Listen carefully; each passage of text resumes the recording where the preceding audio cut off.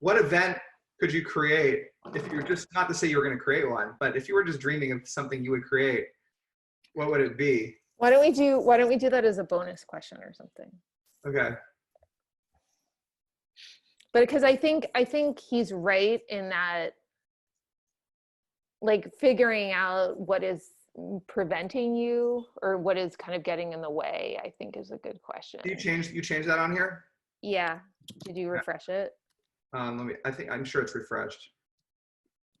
I gotta change my picture. I keep on meaning to. It's too much. I like your picture.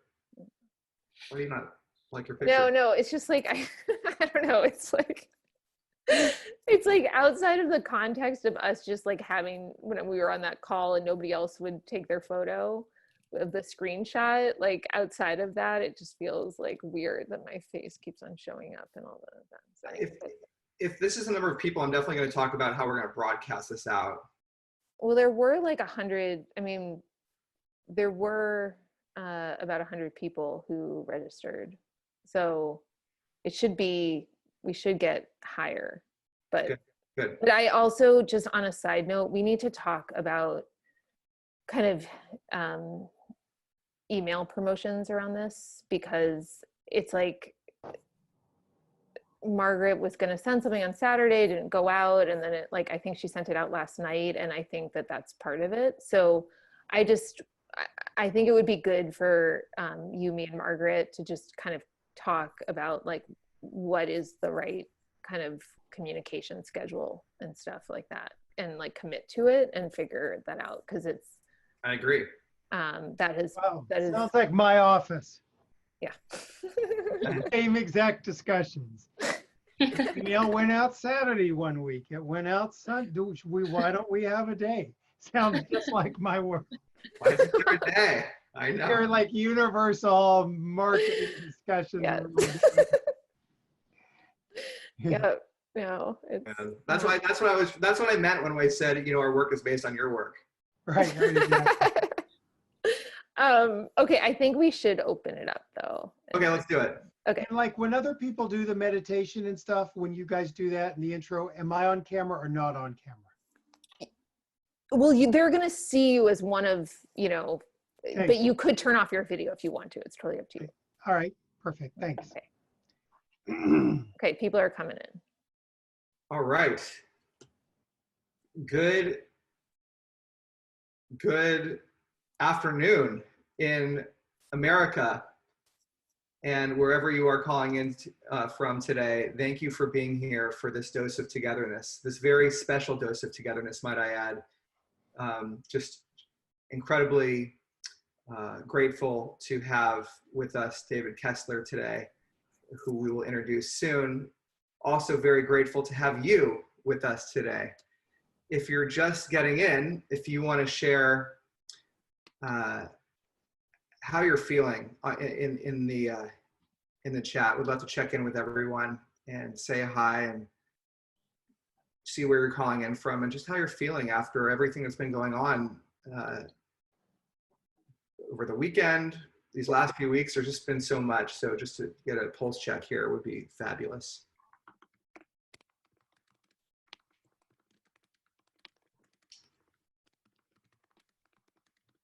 I see some old faces and some new faces. It's great to see everybody. Thank you, Lily, weary, hopeful, afraid. And also if you want to share where you're calling in from, we'd love to hear where this group is based. Welcome from Portland.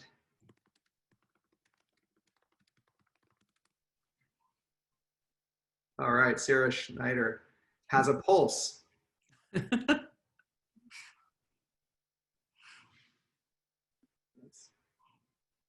Okay, here we come. I'm seeing everyone's posts. This is great. It's good to see everyone. Hi in France, hi in Austin, hi in Canada, hi in Oregon. Susan's feeling very blue these days. Blue is a beautiful color, but it can sometimes be a challenging emotion. I hear you out there. We're going to get started in a minute. with the dose of togetherness.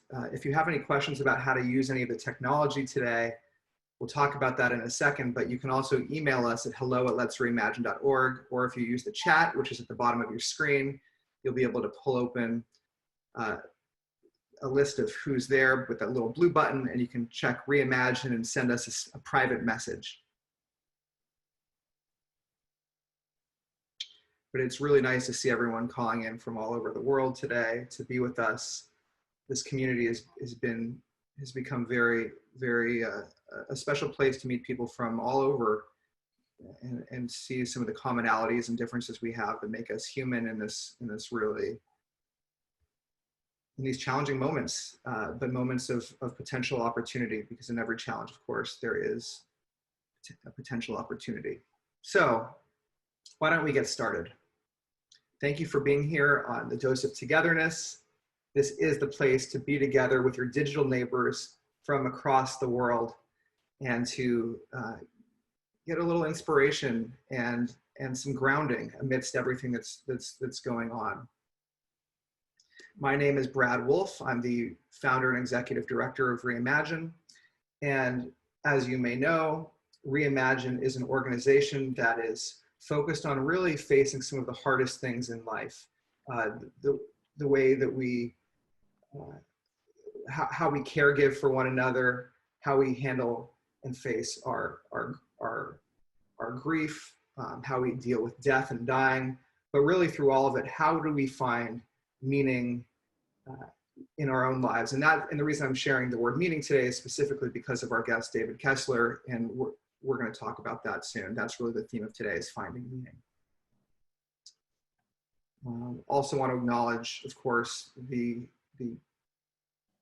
great tragedies that we've been experiencing as a country, from police brutality and racism that have caused the loss of life, both now but historically. And just also mention that Reimagine, we are as an organization very committed to finding solutions for that, both in this near term, but really ongoingly. How do we continue to make a difference long after any protest? But let's keep those protests going. Big thank you, first of all, to our sponsors, without whom Reimagine as a nonprofit would not be possible. It's these donations and our sponsors and the foundational grants that we've received that allow us to put on programs like this for free for all of you, and to have really these hundreds of events that have taken place, almost 400 events that have taken place over the last couple weeks as part of Reimagine Life, Loss, and Love, our ongoing virtual festival and conversation around these topics. Now here's my lovely colleague, Dara. Dara, you'll see her smile both on the chat and here. This is her frozen in time. She's sharing with us some very important Zoom instructions. She's also the person who helped book and get David Kessler. Thank you, Dara, for bringing David to our midst today, and for all of these great Dose of Togethernesses, if that's the plural form of that term. So she's letting us know that if we are inundated by the chat and you want to close that, you can easily just close the chat. You can share any comments and questions also in the chat. If you do keep it open, please keep your cameras on if possible to see your glorious faces, and your microphones will be muted until we get into breakout rooms, which are really the highlight of these sessions in an ongoing way, meeting people from across the world in small groups, which we'll discuss more. But if you haven't been in one of those, please stay through the entire session to really get a sense of why that's so, why it's such an important, beautiful moment. And if you're calling in, you can push *6 to unmute yourself later in the session for those groups. Now, I mentioned today's session is really focused on finding meaning. And we have with us a colleague of ours at Reimagine, Teresa Young, who is a meditation leader. And she's going to lead us in a grounding session, really exploring some of these themes around finding meaning. So Teresa, I'm going to turn it over to you, and thank you for being here. Thank you, Brad. Thank you, Reimagine, and David. It's so nice to have you here in this community, and thank you to the community. It's so good to see all of you. So yeah, today really excited to go into this topic of finding meaning, and I'll share a little quote with you all to start it off. And while I share this, you can um, just start finding yourself in that comfortable seated position for our next 8-minute journey. So Joseph Campbell shared, "Life is without meaning. You bring the meaning to it. The meaning of life is whatever you ascribe it to be. Being alive is the meaning." So just feeling in your body what those words bring up, maybe what thoughts arise, what emotions, what feelings, what sensations. Just starting to allow yourself to arrive in this current space, this container, this now moment. And as always, we start bringing our awareness to our breath and our body, maybe allowing the sounds around us and the space to just guide us in through our ears and then landing into that space in between our ears, this middle space, and what it feels like to maybe even open up our ears a little bit more to listen a little deeper. We just remember that the body holds so much of our wisdom, so much of our inner guidance, and that when we allow ourselves this spaciousness, when we allow ourselves the stillness, the time, when we allow our minds to settle, that we may be able to hear so much of all it has to offer. So just setting the intention to go into this journey with gentleness, approach it with curiosity, with wonder. And you just find your mind settling into our inhales and our exhales. So allowing everything to soften inwards. Let's do a quick scan, maybe moving from the crown of the head. Allow that inner ear space to soften, the jaw.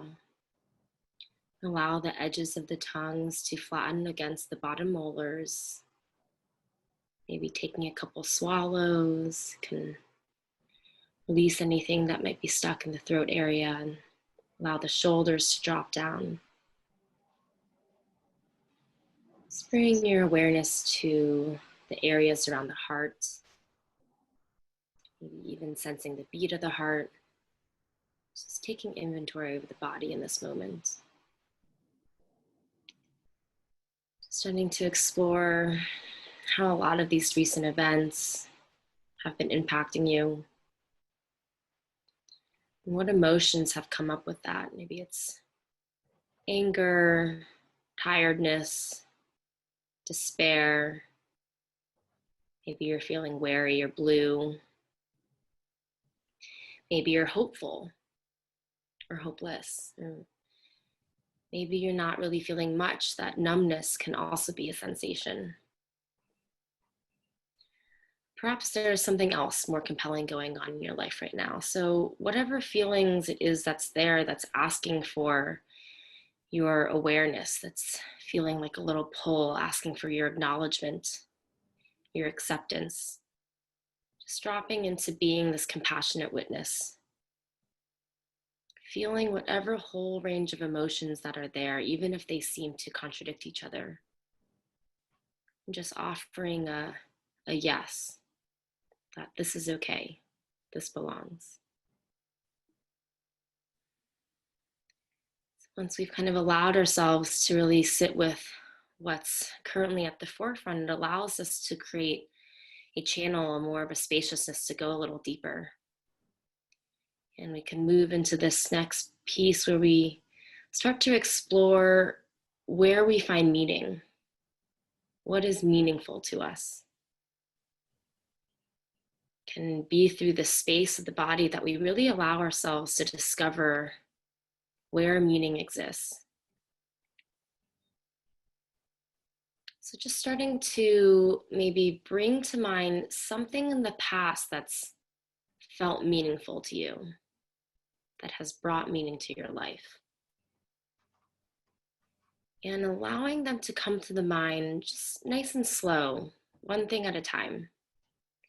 And as you think of each one, just starting to scan the emotional body of what sensations arise with it. Whatever comes up, just always approaching it with gentleness, openness, non-judgment. Maybe nothing comes up, or maybe something comes up that surprises you. Or maybe it's a couple of different layers. You start to feel excitement, then something else arises and your mind is in the next place. So just as each one comes to mind, observing the different emotional sensations. Maybe it's excitement, interest, intrigue. And starting to feel where it comes up in the body. Maybe they arise in the belly. Maybe they arise in the muscles in the face. You start feeling the corners of the mouth turn up. Maybe you start feeling into the heart, a little flutter in the heart. Maybe they're just some subtle sensations. Just observing whatever signal is being given. Scanning your body. Feeling this own intuitive emotional guidance, the system that is orienting you, pointing you towards those things that bring excitement and joy. Just resting on those sensations. Tuning into what it feels like to feel this upliftment, to feel the sense of aliveness, the sense of purpose. Realizing that each individual body has its own unique way of communicating this to you. And slowly we'll start letting go of whatever memory it is, letting go of this existence in the mind and continuing to really drop down into the body. And we'll start to create this energetic snapshot, this energetic blueprint, so that we'll continue to be able to recognize these subtle vibrations, really just starting to become really familiar with what it feels like, what the body feels like when we feel joy, inspiration, purpose.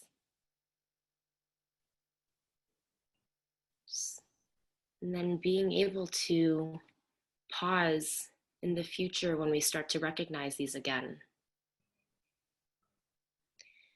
And slowly, as we keep this inner pulse of awareness on our sensations, we start to bring our awareness back to our breath.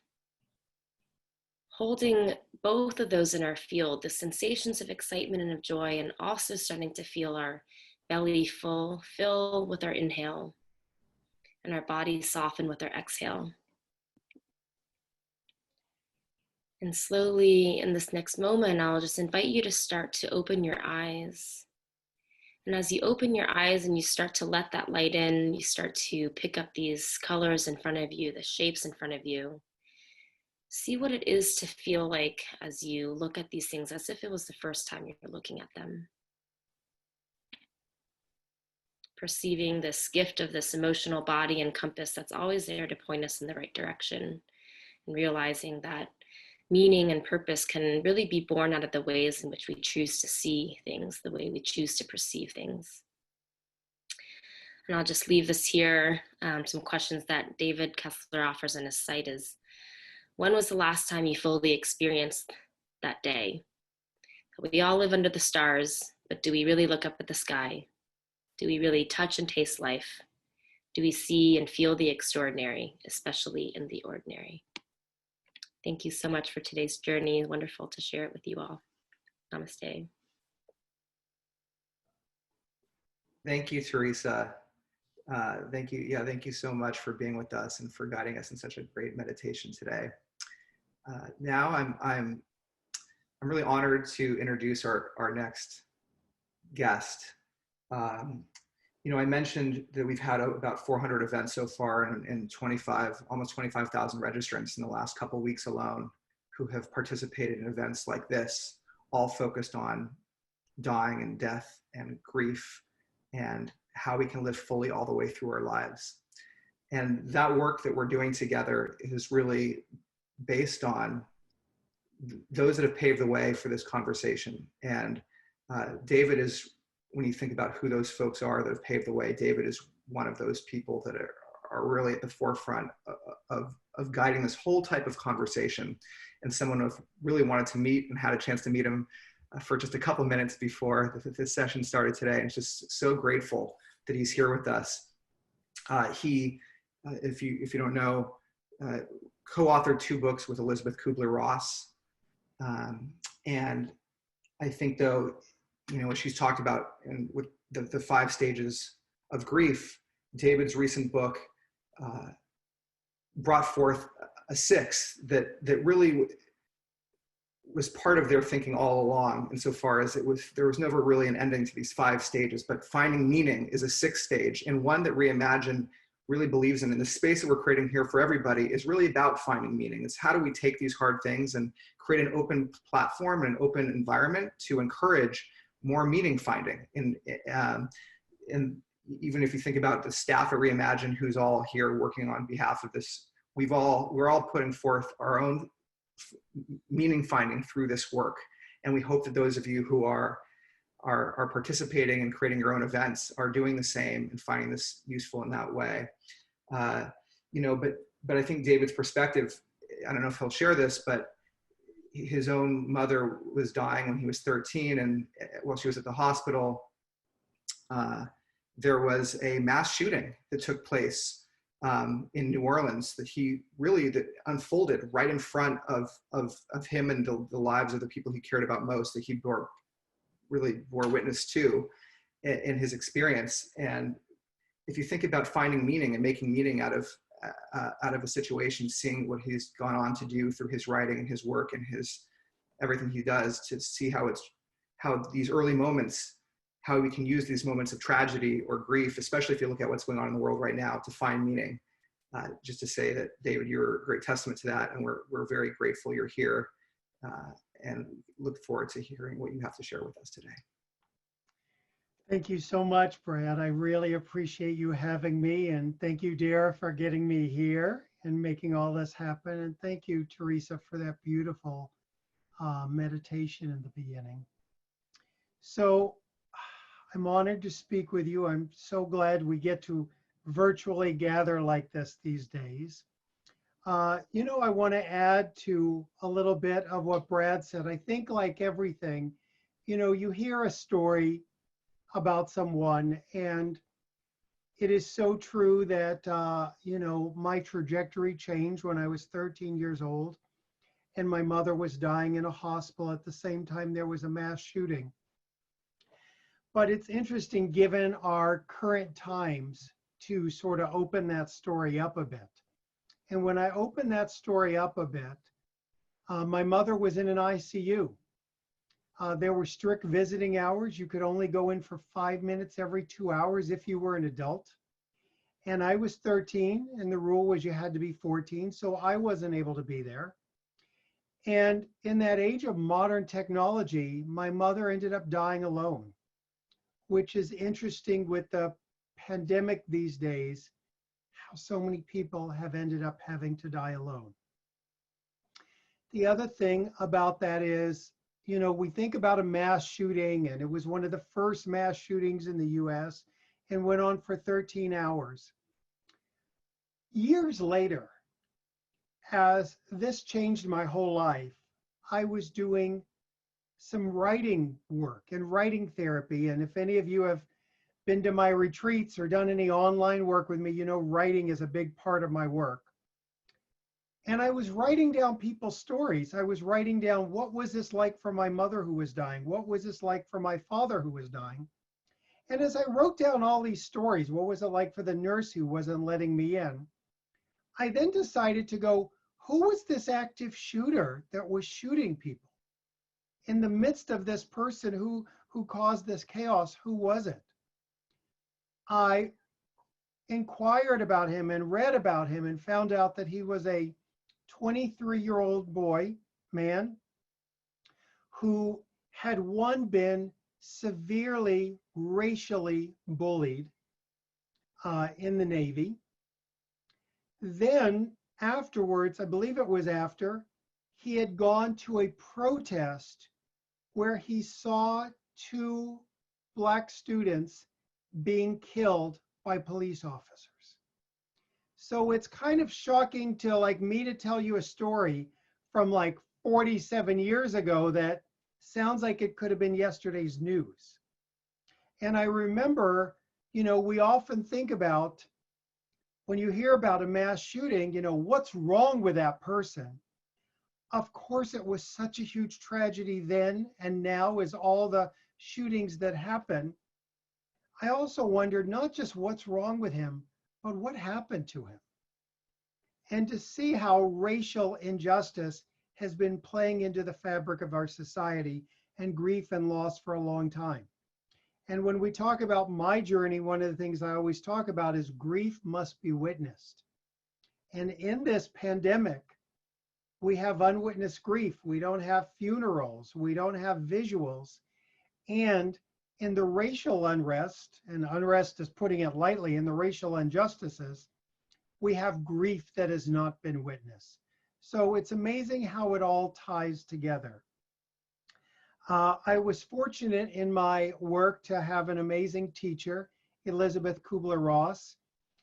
She wrote about the stages of dying in 1969 in her book on death and dying. Then I was privileged to work with her on adapting those stages from dying to grief in our work on grief and grieving. And I want to say on page 1, we wrote, the stages are not a map for grief. They're not linear. You don't have to follow them exactly. And it's been interesting to watch how the stages have become over the years sort of 5 easy steps for grieving. And anyone who's been in grief knows grief is a very messy, disorganized experience that cannot be reduced to 5 anything.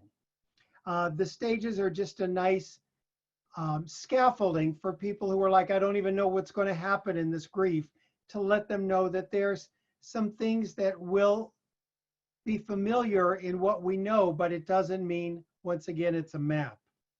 And I always like to bring this up because I want people to know that the stages don't prescribe, they describe, and they only describe a general process. And each of us grieves in our own unique way. And Elizabeth was a messy, organic person. She would hate the idea that there's sort of the structure that people think you need to follow. And nonetheless, you know, grieving does seem to unfold in some patterns that we can recognize, but it's unique and different for all of us. And there's certainly not a route for tucking messy emotions into neat packages. The big myths you hear about is you have to do them in order, everyone has to go through them. The other thing is acceptance over the years took on a finality that Elizabeth and I never wanted it to. So that's sort of where I was and spent decades working with people in grief. And then as I was spending, you know, all these years working with people in grief, I did have the assumption that most of my grief was behind me. And that maybe when I'm 80 years old, people I love will get, you know, ill again and die. I wasn't prepared for a call that I got on a random Monday afternoon that my younger son had unexpectedly died. And as I found myself in that grieving process back in the epicenter, as brutal as it was, in time, I would notice the stages and the patterns and things I had taught about. But when I began to dance with the idea of acceptance, I'm like, acceptance wasn't enough. I wanted more. I wanted to find meaning. And I did interviews with so many people for my own healing, really, about how after a spouse died, how after a parent died, a child, a pet, a sibling, how people found meaning. So when we talk about meaning, a couple of things I want to say right up front. I'm not ever saying that meaning is in the horrible thing. There's no meaning in a virus. There's no meaning in someone dying in a horrific shooting. There's no meaning in a loved one dying from cancer. meaning is our response to it. Meaning is what we do afterwards. And meaning doesn't take away the pain. It is really a cushion to the pain that helps us. And so meaning is also about realizing everything's not all horrible in any situation. This week, there's a show that came out that I'm going to post it on my Facebook page. If you're ever looking for me, just look for facebook.com. I am David Kessler. But of me discussing healing with a woman who was in the Las Vegas shooting. And I said to her, you know, part of our work is to just be curious if there's any good that's happening in the bad. And we went back and talked about the shooting in Vegas she was in. And of course, she's like, there's no good. It was horrible. People died. And we kept reviewing it. And I said, just be open. And one day when we were going through the story, she talked about a man in a wheelchair. And I said, what happened? And she goes, I was hiding under the stage because I was right up front. And then the shooting started. I ran under the stage and I looked out and there was a man who was in his wheelchair and he couldn't find a shelter. And a bunch of guys ran and grabbed him out of the chair and brought him under the stage with me. And I was like, that's the good that resides in the bad. In this pandemic, I think in a lot of ways we're appreciating technology, but realize what we missed. I look now at pictures of people at parties, all looking down at their phone and going, what were we thinking that we were physically together and we were all watching our phone? Or I see how my neighbors and I are texting and we're realizing we're our brother's keeper. I think racial equality is helping us realize what you do to one, you do to all. So meaning is something we can make. And it's something that's so important. As I said, it doesn't take away the pain, but it cushions it. If any of you have the book or thinking about the book, there's a site, sixstage.com, that if you're getting the book, I want to make sure you get a free companion class I put together. So that's at sixstage.com. If you've already bought the book and you're like, I would love to have that free class, you can just put in where it'll ask you for a receipt number. You can put in reimagine. And I put that in so you can get the free class.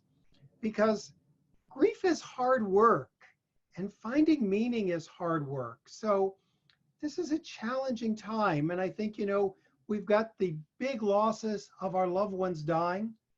We've also got a world that has died. The old world we knew 4 months ago, gone forever.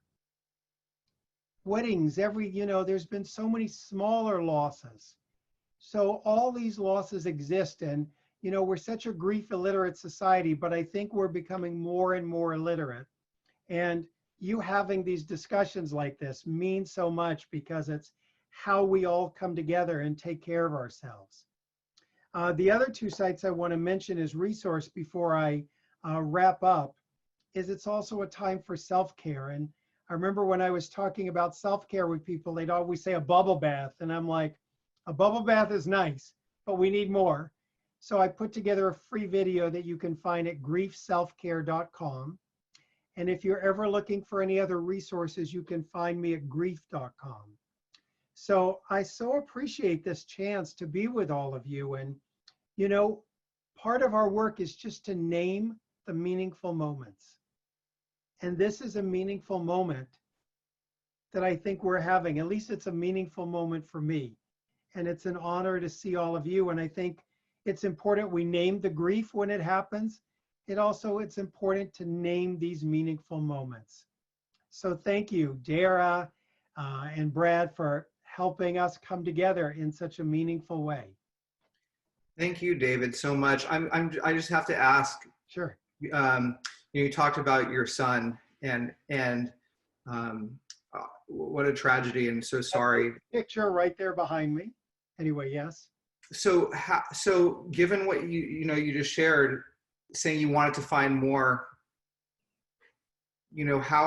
what have you found in your journey through this more recent painful encounter? Such a good question. And it was, I remember one of the things I thought about it. I've been working in this field and talking about grief, and it's in every conversation, and it sort of it was my work. And when I was thrown into that deep pain, I remember thinking to myself, I want to write everyone a note I'd ever counseled, especially every parent, and saying I didn't know how bad the pain was. So my meaning that I found, and my younger son's name is David. I always think it's so important we name our loved ones, even in death, because they're not just a loss. It's my son, David. When he was in kindergarten, they gave out little awards in his graduation. They have a little graduation from kindergarten, and he got the award for the most likely to become a helper. And David in his life never got the chance to be a helper. And my hope is that with this book, with Finding Meaning, he's getting to help in a way in death he never got to help in life. And that's a wonderful meaning for me. Thank you for sharing that. And I do think the inspiration that was infused into that from your son it's so beautiful for all of us to then consume that and then not only read your words, but to see his legacy through you and those words. What a powerful gift he's given all of us. So thank you so much, David, for being here with us and for sparking this conversation. If those of you who are participating today want to share in the chat just what you're taking from David's words right now, that would be great, just to share your gratitude and what you're taking away. But we are going to have the opportunity now to meet with one another to discuss some of these themes that have just arisen from David. And we're going to be doing that in breakout rooms with your digital neighbors. So please hang on to be part of this conversation. We're going to be in what we call togetherness circles, where there's going to be a moderator amongst you. When we push you off into the vast corners of the internet, you're going to wind up with your fellow Dose of Togetherness participants in small groups. And the moderator will be selected based on whoever among you is wearing the brightest shirt today. If you don't want to be the moderator, you can pass to the next brightest shirt. Then we encourage active listening. One person will answer the questions, and then the next person, et cetera, until everyone's done. But if you finish chatting as a group, we're going to recommend some free bonus questions today, which I'll get to in a second. You'll be getting some broadcast messages that will show up to let you know what the questions are that you're addressing. And if you want to exchange contact information at the end with anyone you've connected with, feel free, but that's not required. And you can exchange that contact information in the chat, which is your private portal toward one another. If you have any problems or questions, you can reach out at hello@letsreimagine.org or come back to the main room at any time. Please keep all the conversations confidential. This is obviously can be challenging, sensitive material we're talking about. So share your story and don't offer unsolicited advice or judgments. You always have the right to pass and just sit and listen as opposed to participating. And please keep your responses to about 3 minutes. Now, what are the questions today? One is always share your name and location so people can ground you and where you're calling in from. David called in from LA today, so it's great to have you here from Southern California. Then the questions are, have you found meaning through loss? Have you been able to do this before? Have you experienced that? And if so, how? And if not, what might be in the way before you can find meaning? So if so, how have you found meaning? If not, what might be getting in the way that you think you should address before you're able to find meaning? A bonus question might be, if you would consider hosting your own event at Reimagine, just as you don't have to do this, but just to get your brain turning, what would you do in an open space to find more meaning through your own grief, which so many people are doing right now and are finding it very helpful, including me, might I add. So those are the questions, and at the touch of a button, we're going to get whisked away and be in groups. Thanks again to David, and we'll see you back in the main room for something a special song in about 15 minutes.